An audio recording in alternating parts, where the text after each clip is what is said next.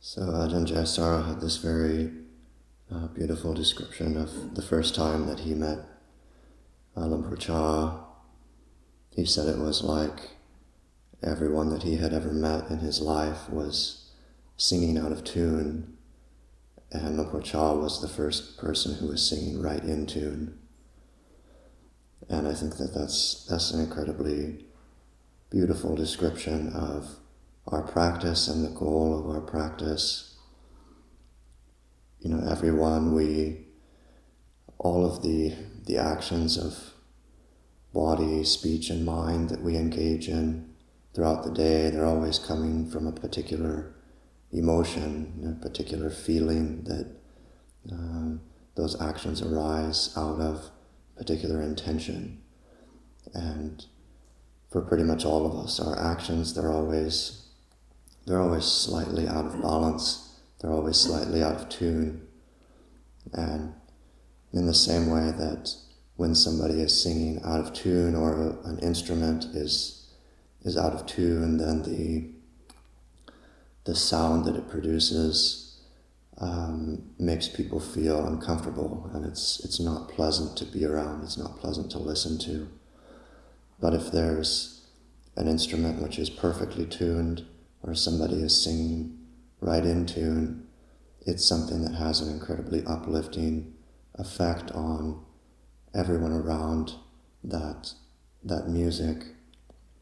So it's very much the same with our actions of body, speech, and mind.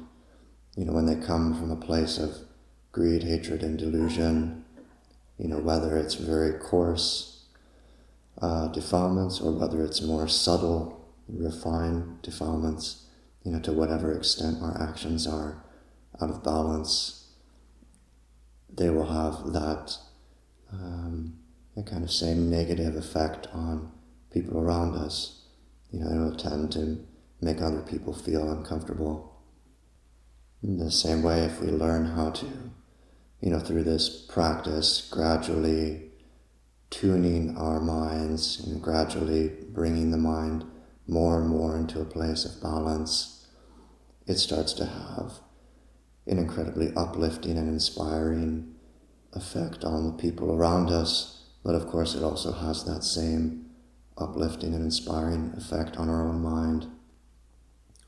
And I was remembering when I was a layperson before I became a monk, I went to a symphony orchestra one time, and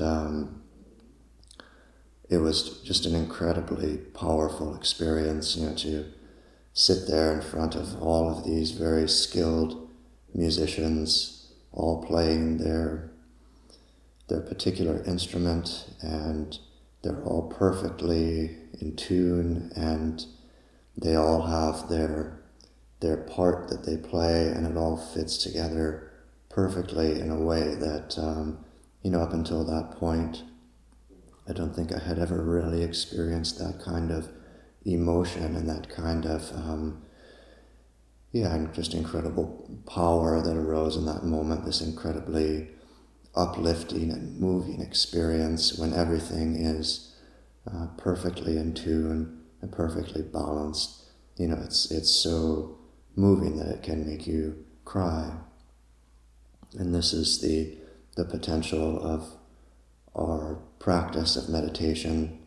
You know, we can gradually learn how to bring the mind from a place of being out of tune, causing disharmony in the world and disharmony within ourselves, you know, bringing it to a place of incredible beauty within ourselves. So offer that for reflection this morning.